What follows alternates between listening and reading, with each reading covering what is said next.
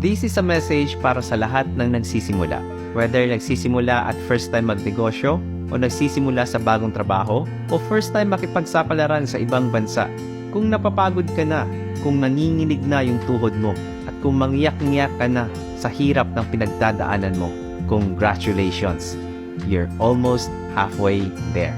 Malamang at this point, ilang beses mo na din natanong sa sarili mo, malayo pa ba? But don't worry. As cliche as it sounds, just trust the process. Appreciate mo yung journey. Ganyan talaga sa simula, mabagal. Sabi nga ng tatay ko, yung financial success daw ay katulad ng pagmamaneho ng sasakyan. Sa simula, nakapremera. Nahihirapan yung makina at mabagal yung takbo. Pero after a while, magsi-second gear ka na. Segunda. Mabagal pa din yung takbo pero hindi na gaano nahihirapan yung kotse mo. Ang kasunod niyan, tercera. Third gear. Mararamdaman mo mabilis na yung takbo at hindi na nahihirapan yung makina. And by this point, dapat excited ka na. Dahil ano ang kasunod ng tercera? Tama. Kwarta na. So kung nahihirapan ka ngayon, isipin mo na lang, nakapremera ka pa.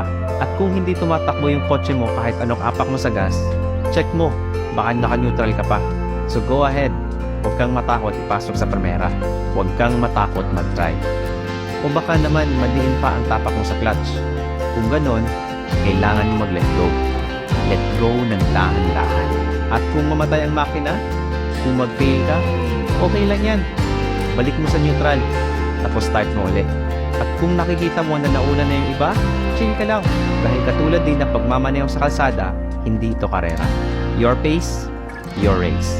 You should be proud for stepping out of your comfort zone and doing something for yourself. All the best, good luck, and always be kind to each other. See ya!